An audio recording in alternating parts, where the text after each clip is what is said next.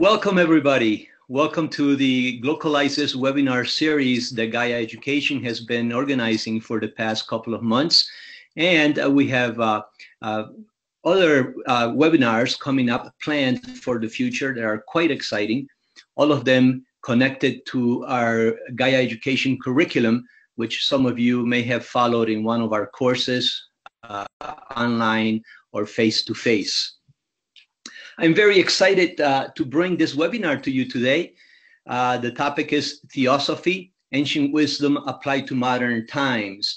And this webinar links directly to the worldview content of our courses. So those of you who have taken some of our courses may probably find this quite interesting, and in addition to what you have already learned in other areas. I am Giovanni Charlo. I am the academic coordinator for Gaia Education. I also coordinate the online English courses and the Spanish and Portuguese courses that are offered around the globe. We have a wide group of people attending today. Quite a few people registered for the course. I'm not sure that they all will be able to join us due to their connectivity, depending on their internet connection where they are, and also on the time of day. But this webinar will be recorded, and it will be made available to all of you and the general public after the webinar. You will see and hear Eduardo during the webinar, but your own videos will not be showing. Also, your microphones will be muted. So a little housekeeping for how you can participate in the webinar. You can post questions in the chat box at the bottom of your screen. There is a little chat box where you can post questions. I'll monitor those and pass those on to Eduardo at the end of his presentation. So be sure you are muted. I think you all should be, but in case you're not, just be sure your microphone is muted. At the end of this, during the slides, you'll see Eduardo's email address if you want to reach out to him with further questions after the webinar. There's a couple more little housekeeping things. I just want to let you know that this is one of many products the Gaia Education has on offer. We also have manuals, books, curriculum. All our material is translated into several languages, but almost everything is in English, Spanish, and Portuguese, as well as other languages, depending on our translators. We also have available a set of flashcards that are focused on the Sustainable Development Goals. And these are for community implementation, for people to discuss in their communities how sustainable development can be enhanced, whether you live in a already developed communities or a community in development in any part of the world. Another thing is I'd like to inform you about our many programs. We have Gaia Education online in English, online courses in Portuguese, and online courses in Spanish. All these courses are 8-week courses, and a combination of all of them will give you a certification of completion of the online training. You can reach us on many of our social media channels. You can find us on Facebook and Twitter, YouTube, Medium, and other social media. I'd also like you to know that you can also become a certified trainer like Eduardo and like a whole list of wonderful people that we have on our website. You can look in our website under certified trainers. And this is part of our learning journey where if you complete an online course and if you complete a training of trainers plus a face-to-face EDE somewhere near you, having completed those 3 steps, you qualify to become a certified trainer, and you can be then posted on our website when people are doing courses with Gaia curriculum and they are looking for trainers and for other consulting and in general to enhance your consulting offers. So I'd like to welcome Eduardo, and as you probably have already seen in our web pages, Eduardo is a Brazilian educator and entrepreneur.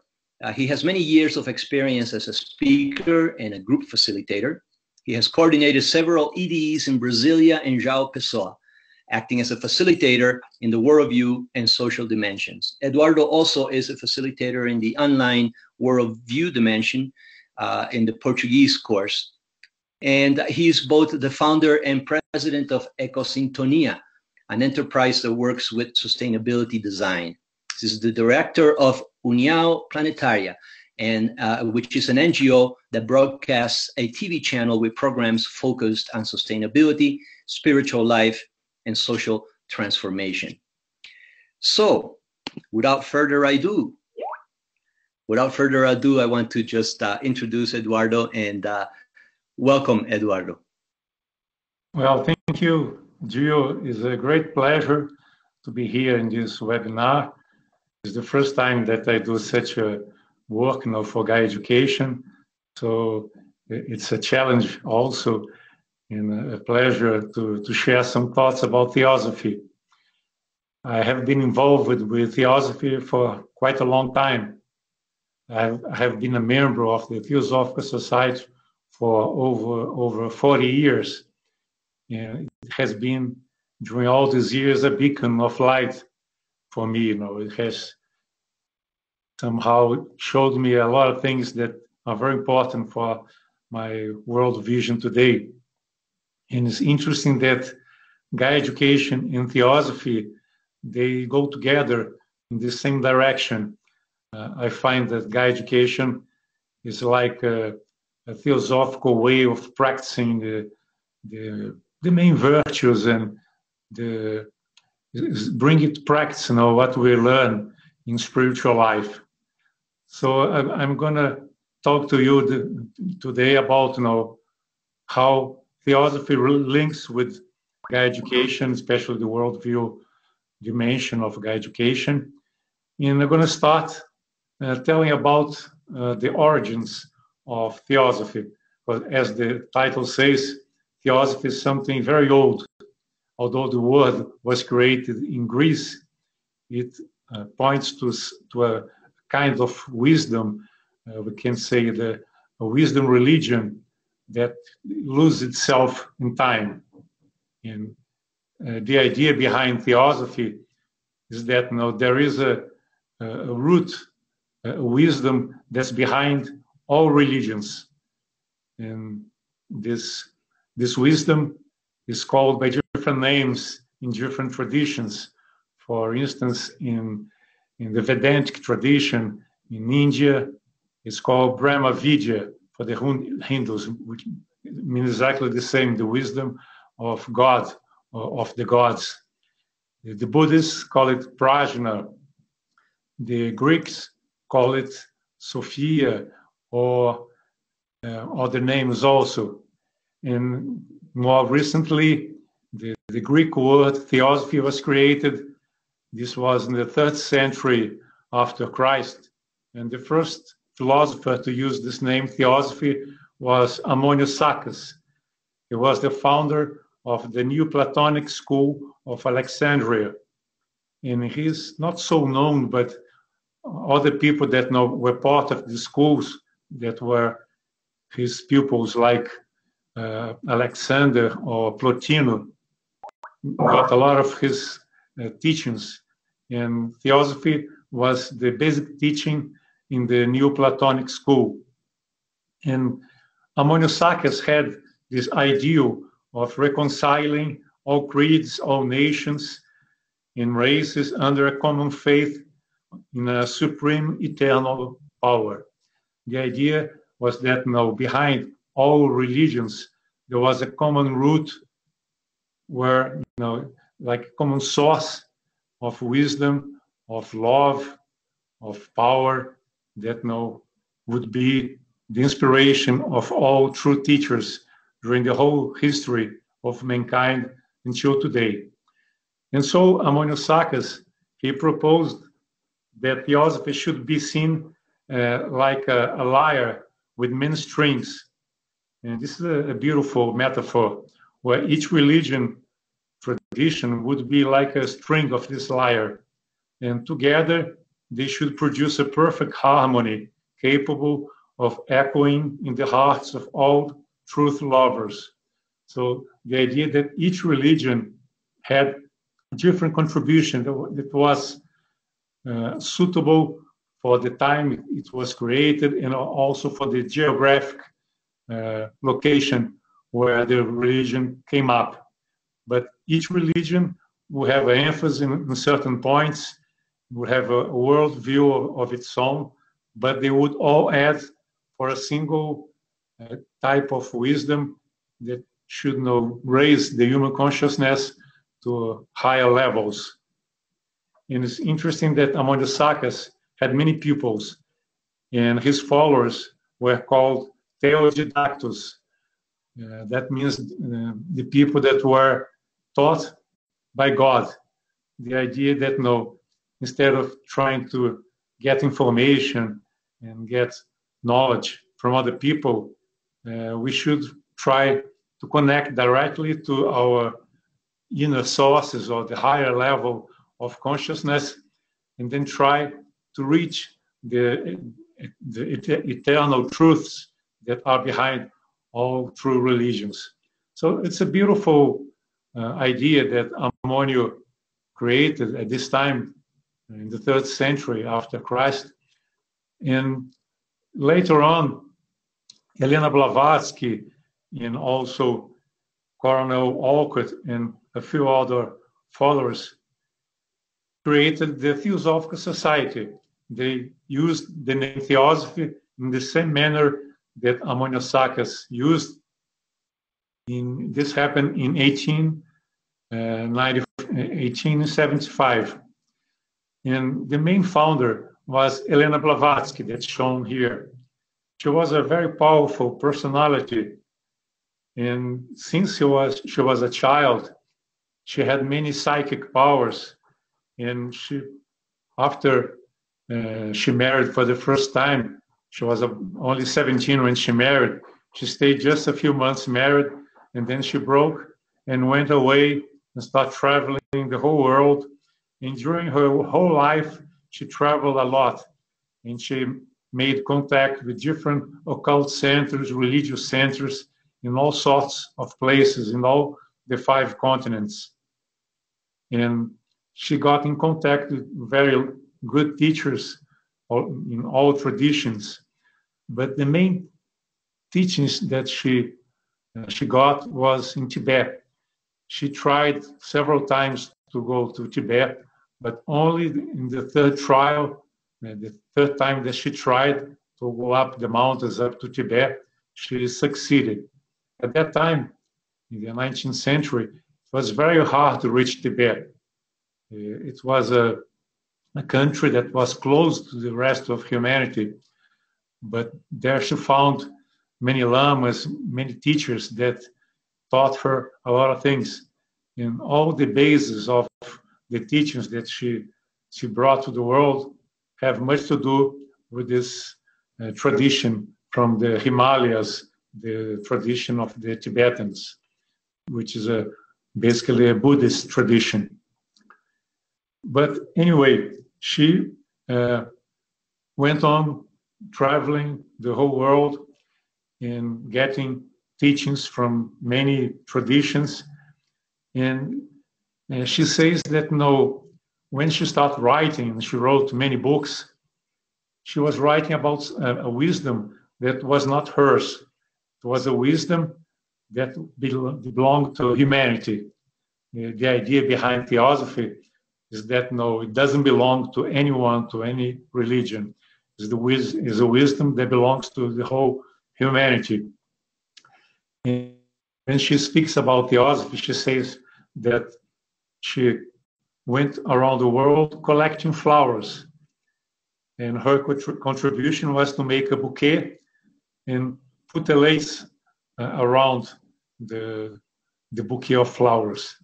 And that was her only contribution, to get together the flowers and to offer this bouquet to the world.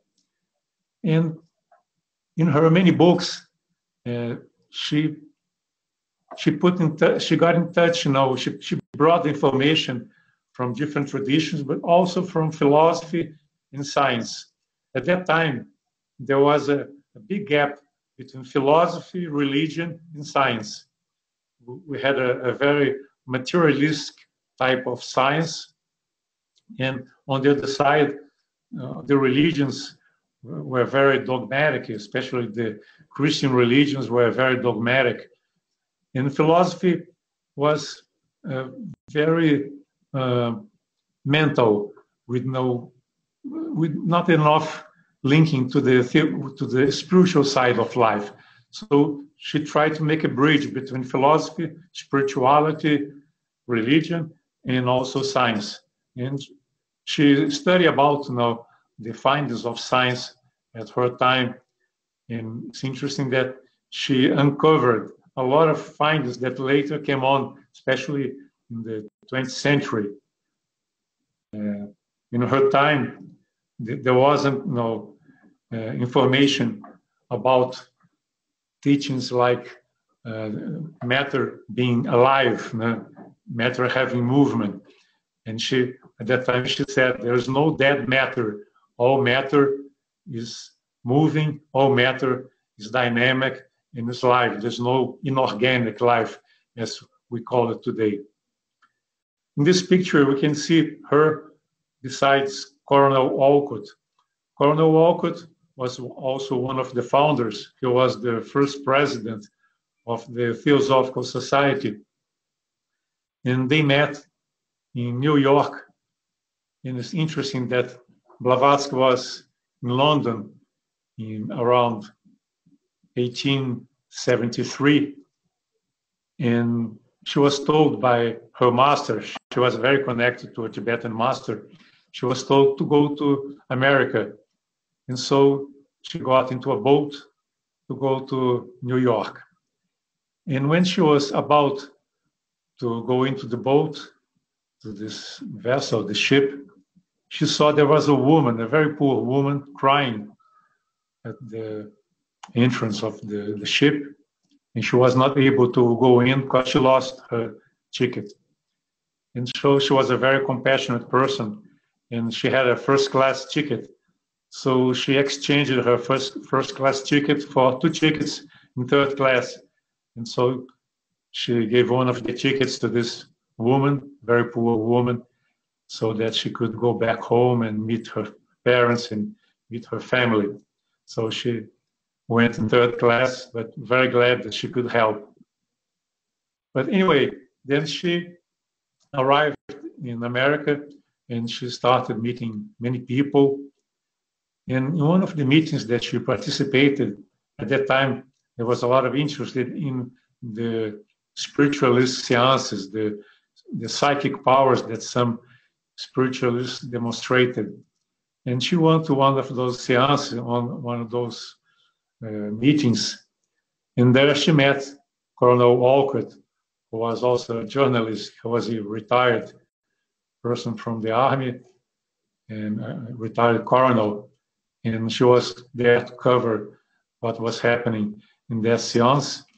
And they met, and from that point on, they start talking about creating a society to study the Oriental philosophy and also to make a bridge between West and Eastern philosophy, West and Eastern knowledge. So in 1975, it was created the Theosophical Society. And this happened in New York. Several people joined the society in the beginning.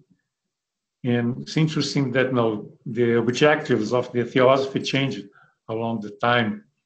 But one of the things that I find most attractive in the Theosophical Society is the environment of liberty of thought. Anyone can join the Theosophical Society. He may be a Buddhist, a Christian, or not even have any religion. The person may be an atheist, doesn't matter, as long as there is an interest to go after truth, to find truth, and also people that believe in universal brotherhood, they can join. So when the Theosophical Society was created, the idea was to put together people from different traditions to find together the truth. So we say that what unites the Theosophists is not a common creed, but the common search for the truth. So we are together in this quest for truth, in this quest for wisdom. And one of the things we can see clearly that there is a strong connection between all true religious teachings. When you study more deeply Christianity, Buddhism, Hinduism, any other religion, we see there is a lot of similarities in the main teachings, not in what the followers added, not what the churches say, but the original teachings are very similar. So Theosophy tries to go to the root of each teaching, of each tradition, going after what the spiritual leaders have been saying throughout all this time. And in the Theosophical Society, we have no gurus, we have no spiritual leaders. It's a very democratic type of society where everybody can follow whoever he wants, the tradition that he wants. And still we can sit together in circle to debate and to discuss. And each people brings his own experience, his own knowledge. And this gets very rich when you have people that have studied different books, have lived in different environments, and want to share, want to study. Very challenging and very interesting. And I like this phrase that was brought by Van der Leeuw. He was a theosophist, and he used to say, "The world is not a puzzle to be unveiled, but a reality to be experienced." This, I think, more or less gives an idea of the proposal behind the theosophical studies, that we're trying to reach a type of knowledge that's not of the mind. It's a knowledge of the heart. It's not something that you can analyze and try to discover intellectually. It's not a puzzle. It's something that you have to reach by communion, by feeling, by intuition, and not only by a mental process of discovery. So what we try to find is a reality that can be experienced by intuition, by our heart. Helena Blavatsky, this great founder, she used to say that we should use the knowledge of the heart and not the knowledge of the eye or the knowledge of the intellect. And also in the early times, in the Upanishads, for instance, in India, it's said that there are two kinds of knowledge, two kinds of wisdom, the lower knowledge and the higher knowledge. The Upanishads say that the lower knowledge is the kind of knowledge that you can find in books, that you can find in talks, that you find in all the scriptures. So in this regard, what you find in the Bible, in the Gita, or in the Quran, or any other scripture is still lower knowledge because it's just word, and words are not the real thing. It's interesting that people sometimes think the words describe something, but the words just point to something that's beyond the words. The real understanding comes when you identify yourself with that which is behind the words. And the word intelligence comes from interlegere. It's a Latin word. Interlegere. Legere is to read.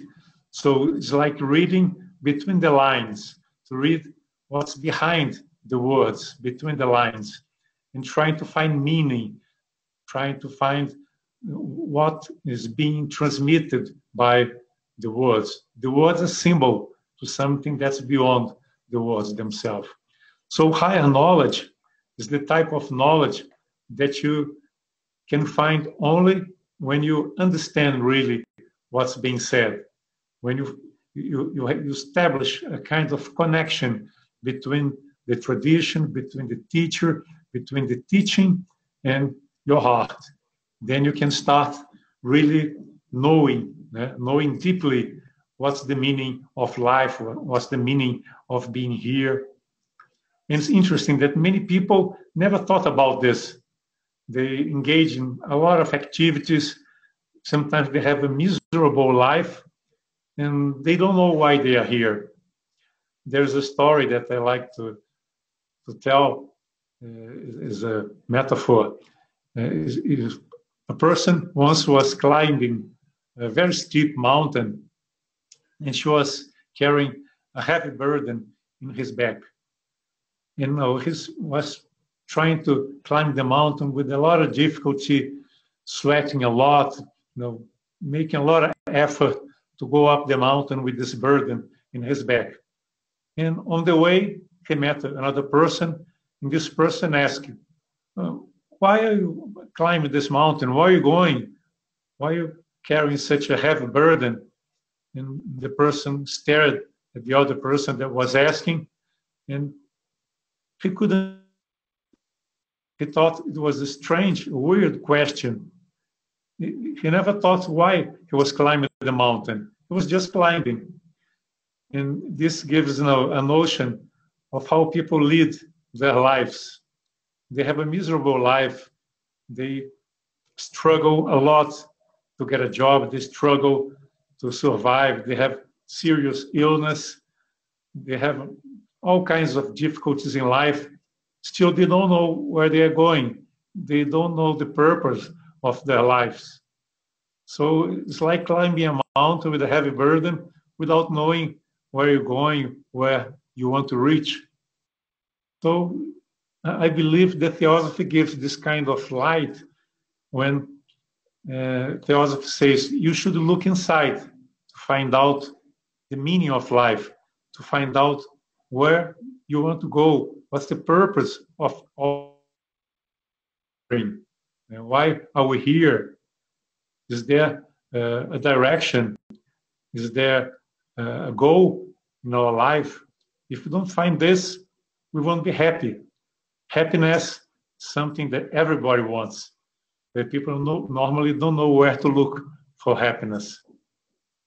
So we say that we should try to find out what's the purpose of our lives. Who are we? Yeah? Where are we going? Where have we come from? What's the meaning of life and death? All these questions are very basic, are fundamental if we want to reach self-realization. And I think the meaning and the goal of all of us is to reach self-realization. So theosophy comes with this message that we have to find the meaning of life, we have to find wisdom inside through our own means. Krishnamurti, who was a very strong personality that lived in the 20th century, he was educated by the Theosophists. He left a fantastic message. He used to say that we are the world, and the world is in us. And in his first book, he said, when you are young, you must be led by your parents. You won't be able to cross the street by yourself. You need the hands of your mother and your father to cross the street and to be led to wherever you're going. You don't know yet enough to go about in life by yourself. But when we grow, we become adults, then we don't need anymore to be guided. We can go walking by ourselves. We are self-sufficient. So that should be our goal, find truth by ourselves. But we have not grown spiritually yet. We're still trying to find someone to tell us what to do, what's right, what's wrong, what we should do, what we should not do. So we are bound by all the limitations that all traditions, all cultures bring. So the idea that we proposed, that Theosophy proposed, that we should break the egg, we should break all enclosures where we are, we should break away from the kind of life that brings so many limitations and try to climb the mountain, but with a purpose, trying to reach higher levels of consciousness, try to find meaning in our lives, trying to find the vocation. And we say that everybody has a vocation in life. Life has a purpose. We are not here by chance. It's very sad when people say they don't know why they're living. They don't know why they are here, what they are doing here. But when we start going inside of us, we find that there is something else besides just procreating, just having fun, and just having a job, passing the exams, and getting a lot of money. There must be something else besides this, because we're going to die one day, and we won't be able to carry to death anything we have accumulated during the whole life. So there must be a deeper meaning in life. And Theosophy proposed that we look for this meaning.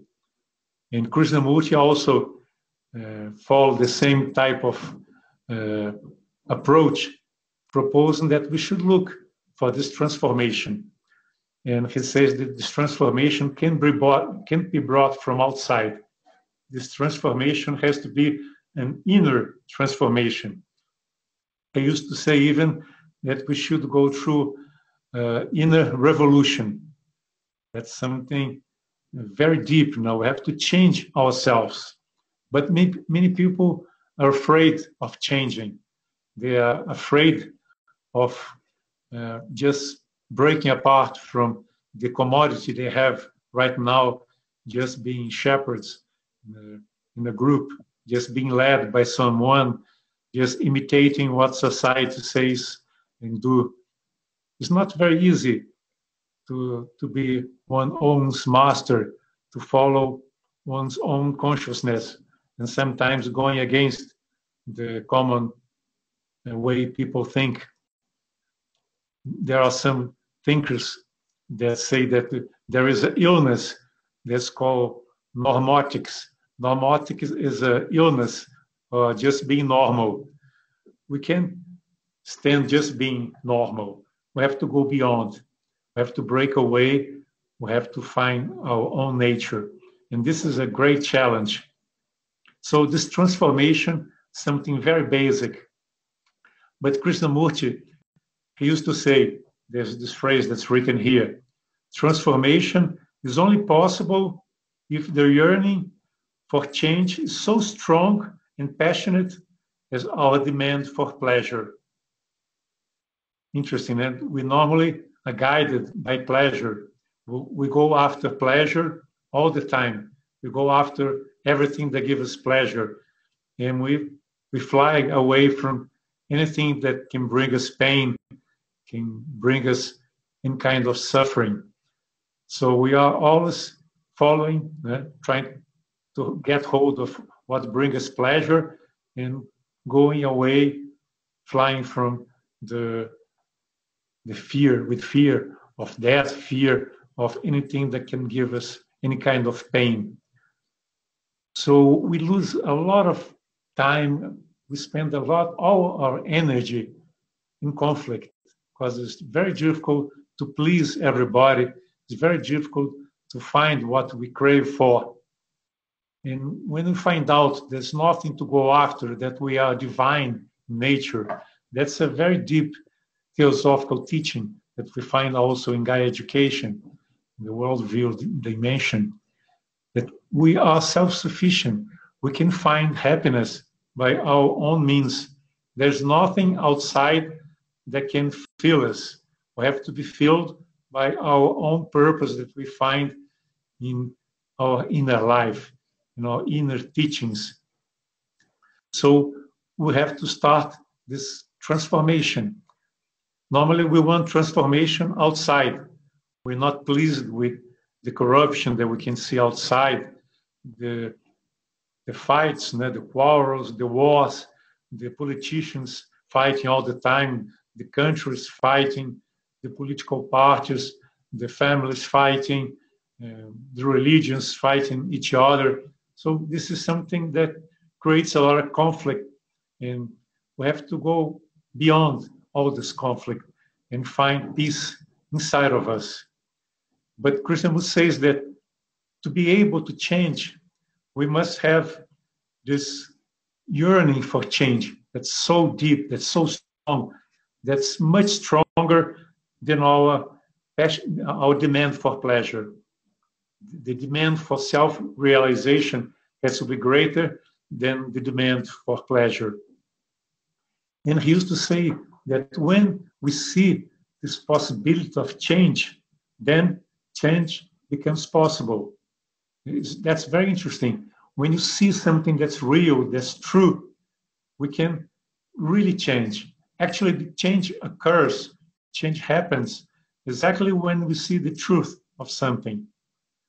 But that happens when we really feel in our heart the truth.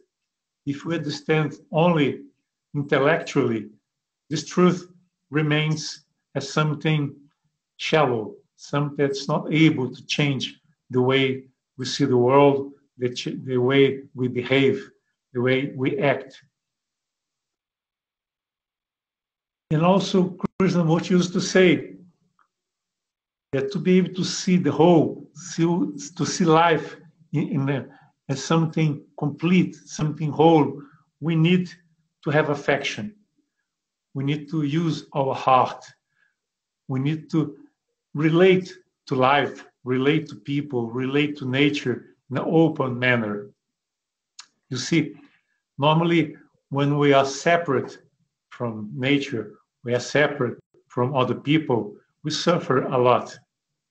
Helena Blavatsky, founder of the Theosophical Society, she used to say that there is a great heresy in separateness. Separateness, she used to say, is a great illusion. We're not separate. We are part of the big web of life. Life is a whole, but we see ourselves as separate, and this is a great illusion. And this makes us to compete, this makes us to fight, this makes us to suffer, because we don't see the integration of all life. We don't see ourselves as part of this community of life. In Gaia Education, we are taught about this. There is a concept that we study in Gaia Education of interbeing. It's a very nice word that's not in the dictionary. Interbeing is the state where you are together. You're not someone separate. You're not separate from the tree. You're not separate from other beings, human beings. You're not separate from the animals. So we don't fear. We don't fear. We only fear someone. We only fear the forest when we see it, or we see the person as something aside, someone separate from us.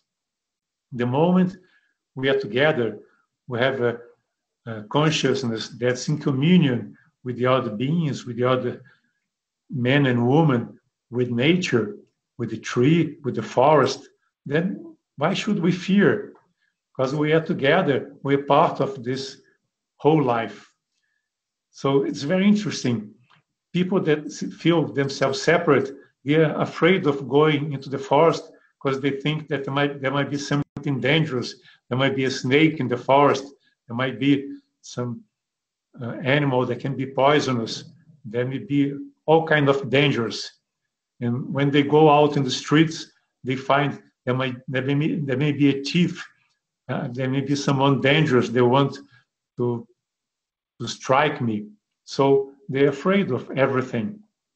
But when you feel that you're part of life, that life is not separate from you, when you see that there is a plan, a divine plan that encompasses everything, and when you see that there is a purpose in life, there is an intelligence behind everything that happens, then it's interesting that you you see life in a totally different manner. You start living without fear. You start living with compassion. You start living as being part of a big brotherhood, the brotherhood of man. I remember the song Imagine that says, "No, it's a dream, a brotherhood of man." But in truth, no, brotherhood is not an ideal. Brotherhood is a fact. We are brothers. We are sons and daughters of the same God, Father. We are sons of the same Mother Nature. We are all part of the same whole life, the same integral life. We are part of the universe. We are children of the universe. We are in the state of interbeing, being together. It's very interesting. Each one of us separate in the way he behaves as a separate worldview. But behind all the separate worldviews, there is a connection. There is an intelligence that unites everything. We are both an individual and a whole. I remember a passage from one of the Upanishads. I like very much the Upanishads. And in the Isa Upanishad, there is an opening passage that says, "The whole is this, the whole is that. Everything is contained in the whole. Remove everything from the whole, and the whole remains." This is something that doesn't make sense when you look with the Cartesian type of look, when you have this separateness in your mind, when you see you are here and the world is out there. But when you say you are a spiritual being, you are like a spark of eternity. You and the fire of life are just one. You can be seen also as a drop of water, but the drop of water and the ocean are one. There's no difference between the drop of water and the ocean as a whole, the whole water of life. So feeling this unity of life can change completely our lives. Something that I invite you strongly to try to do. For instance, when you go in a trek in the forest, for instance, I normally take people to do trekking in the forest. So before we start walking inside the forest, we stop, we make a circle. And the first thing we do is to ask permission to go into the forest. And then we feel connected with the beings that belong to the forest, with the guardians, because they are guardians in the forest. So we ask them permission to go in, and also we ask for protection. It's very interesting. And when we have this feeling that you're connected, that you have the permission to go into the forest, that you are connected with the guardian and you're being protected all the time, you can go safely. And the whole group that's going with you into the forest can feel very safe. And my experience is nothing happens, no problem happens when you are in this kind of atmosphere. Once I forgot to ask permission to go into this trek, and I was with a group, and suddenly we got lost in the forest. We missed the track. We went to a fake track, and we didn't know where we were. And then we started looking for the right track, and we couldn't find it.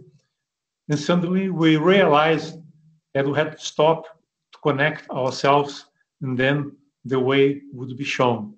And this is exactly what happened. We made a circle, we closed our eyes, we felt connected with the guardian of the place, and as soon as we started walking, we went straight to the right track, to the right path. So this is something amazing. We are not alone. We're part of the whole.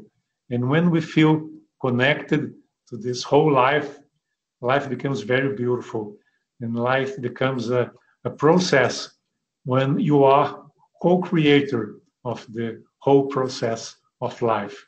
This is something very deep to feel that you're one of the groups that are co-creating life. Life is not something that was created in the past by an anthropomorphic type of God that had a magic wand that created the world. The world is being created all the time, and we are part of this creation hierarchy. We are part of this creation process. We create together. And the kind of consciousness that we have, the kind of thoughts that we have, precipitate the type of world that we want to create. And I remember Gandhi, Mahatma Gandhi, he used to say, be the kind of change that you want to see in the world. So we have to transform ourselves if we want to transform the world. We have to be exactly the kind of person that we should see, we should find in the world. We have to have the feelings, the kind of action, the kind of behavior that we want to be common to the whole humanity. And when we believe that this is possible, that's possible to change the world, it's possible to change what's happening outside if we change ourselves, then there is a lot of responsibility in ourselves. We feel that we, being part of the whole, being part of the divine creation, we are able to transform the world. And I remember now the words of a great sage from India, Sri Aurobindo. He used to say that the divine life must be lived here on earth. We shouldn't wait until we are dead, when perhaps we are in a different world, in heaven, to be perfect, to try to lead a spiritual life. The spiritual life has to be led, has to be taken here on earth. Here is the place where we have to change. Here is the place where we have to learn. Here's the place where we can have a divine life. It's possible to have a divine life while you are here on earth, because you're already divine. All of us are divine beings. Interesting, when I first went into the Theosophical Society, it was more than 4 years ago, somebody told me that in my evolution, in the process of evolution, one day, somehow, I don't know when, but someday, I will have the spiritual stature of a Christ, of a Buddha. This is very interesting, that every one of us, one day, will have the same stature as a Christ or as a Buddha. We have all the potential inside of us. We are like a seed. Now, the whole tree is already inside the seed.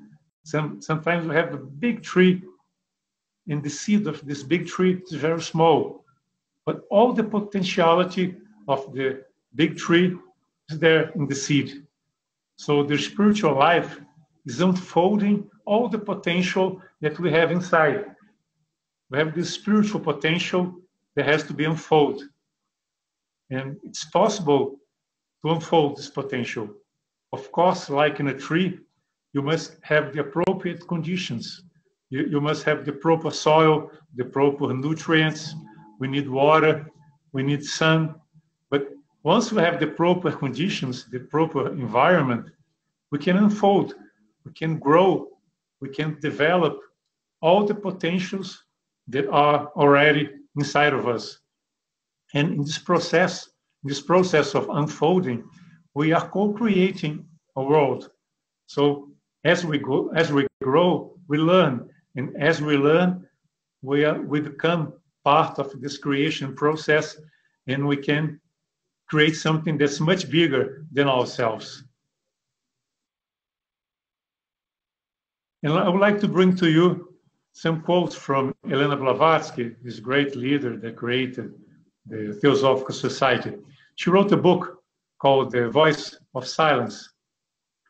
And she used to say, actually, the teachings that she wrote in this book that I'm quoting here, books that she brought from the Himalayan tradition, the Tibetan tradition. And she said in this book, The Voice of Silence, thou canst not travel on the path before thou hast become the path itself. It's interesting. Once you don't know the path, the track that you must take, all the tracks are alike. But when you start transforming yourself, you become the path. You become the track that you're going to walk on. Because the track, the path, and yourself are just the same thing. And then, as you change, you start arousing a series of virtues. And one of the main virtues is compassion, charity. And in this book, she says something that's very beautiful for me. She used to say, let thy soul lend its ear to every cry of pain. Put my glasses on. Like as the lotus bare its heart to drink the morning sun. Let not the fierce sun dry one tear of pain before thyself hast wiped from the sufferer's eye. But let each burning human tear drop on thy heart and there remain, nor even brush it off until the pain that caused it's removed. So it's very beautiful, this idea of being together, of feeling together. The suffering of somebody else, the tear of somebody else is my suffering. I must be together. I must feel the pain of the world. Since, as Krishnamurti said, we are the world, we can also be the happiness of the world, but we have to be also the suffering that's in the world. We have to change the suffering. We have to involve ourselves. We have to work so that the suffering can dissolve, that the suffering can disappear. Since we are together, we are part of this world. How can we be happy if there are people suffering, there are people homeless, there are people without the minimum amount of food they need to eat, without energy, without shelter? So we have to be very attentive because we are the world. We have to help the world to find a new way of being. We need a new economic, we need a new social way of organizing ourselves. So Gaia Education brings into life all this that we are talking about. Gaia Education teaches practically what we can do, because meditation is very important. I think we start changing when we go into ourselves. But once we start understanding that we are part of this whole, that we have power to change once we concentrate our energy in this process of change, then we are able to go out and be the change that we want. So we must start building this new world that we believe is necessary. It must happen. It must be constructed. So Gaia Education brings a lot of information in all four dimensions. How can we relate better with one another? The nonviolent communication, for instance, that we teach is very important. We need to learn to go into the garden and start planting our own vegetables, our own food.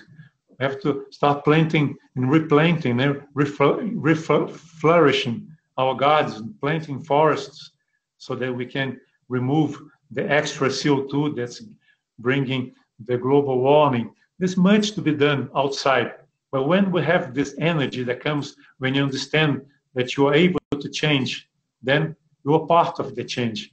You are someone that's totally connected with the changing process, and you become part of this community that's working together to change the world. So I'm very glad to be part of Gaia Education, because I see the Gaia Education community as a community of people that want to change the world. They want to rewrite the way we live, the way we relate to ourselves, the way we relate to nature. And we can be powerful sources of change, but we must get together. In Buddhism, there is a beautiful idea of Sangha. Sangha is the community of people that are together in the spiritual life.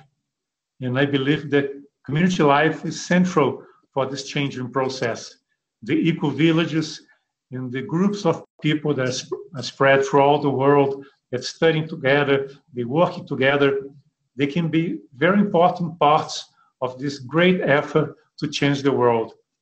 So I would like to stop here and leave you for questions, because this is something that's so important for me, that I would like you to share with me, to share your feelings with me, to share this vision that we have, that we can change the world. We're passing through a big crisis, and this crisis is not only a climatic crisis, an environmental crisis, an educational crisis, food crisis. Is a crisis that is deeper. It's a crisis of perception. We don't perceive the world as it is. We perceive ourselves as separate beings. We don't see the needs of other people. We're not in communion with the whole community of life. Once we change this worldview, once we connect, once we feel that we are interbeing, we are together with the whole web of life, then we can be powerful sources of change in the world. So that's our greatest proposition. Let's unite and work together for this new life. Thank you so much, Eduardo. Now, some comments or questions in this matter. How do you feel? I want to thank you, Eduardo, for this wonderful presentation. Really very touching and directly related to the worldview contents of our curriculum. I was particularly struck by the idea that we are self-sufficient and that we can find our own purpose in life without fear. And I think that that is probably, from your presentation, that is the kernel that I go away with, besides all the very interesting information that you gave us about the different people who created the Theosophy movement. There are a few questions, Eduardo, that people posted in the chat, and I would like to read a couple. We're not going to take this too much longer because it's been already close to an hour, but maybe a couple of the questions that people posted we can address. One of them was from Alex. He's asking if Theosophy can be considered similar to Masonic societies and the Illuminati, or are they something completely different? Of course, there's much in common. Since Theosophy is something that is very broad, it encompasses all traditions. We say that there's a source that's common to all religions and traditions, and the Masonic tradition is one of those ancient traditions. Of course, there are differences in the way they meet. They are a closed society. They have their own rituals. They have spiritual leaders, like in different religions, they have also spiritual leaders. In the Theosophical Society, we have no spiritual leaders. That's the difference. The source of the knowledge is the same, but we try not to have anyone that has the truth or is a spiritual leader that should be followed. Blavatsky was a very knowledgeable person, was a founder of the Theosophical Society. She used to say that we shouldn't follow her. We shouldn't think that something's true just because she said the way she said. Krishnamurti also referred to himself as a speaker. He said, no, what's important is not my person, what I say. What's important is the teaching, what's behind my words. What's the message that you're collecting and trying to understand and trying to put in your heart, that bringing this change that's so necessary. So all different traditions like Illuminati, the Masonic, and all occult societies, they have much in common regarding the teachings, but the way they organize themselves are a bit different. In the Theosophical Society, we sit in circles, we don't have rituals, we just trying to find out together what we are, study together, and be a part of this change in the world that we want to see. Wonderful. Thank you for that. And a couple of more questions. These are a little short questions, but Pierre wants to know if a strong personality is incompatible with the ideas of love, tenderness, patience, tolerance, and other virtues like those. Well, that's an interesting question. Normally, when we're looking for a spiritual teacher, we normally have an image of how a spiritual teacher should look like. Normally, we look someone very peaceful, with a very compassionate eye, a very humble person, someone that has this kind of outlook that's very peaceful. But that's not really the case. What Blavatsky used to say, and Krishnamurti also said that what's important is not the way the person looks. And we have several gurus that look very nice, but they are very selfish. They want the attraction for them. They want followers. They want to be seen. They want to be publicized. And that's not the real teacher. No? We shouldn't have an image of how a leader, spiritual leader, should look like. What's important is not what they do, what they look like, but what they are saying.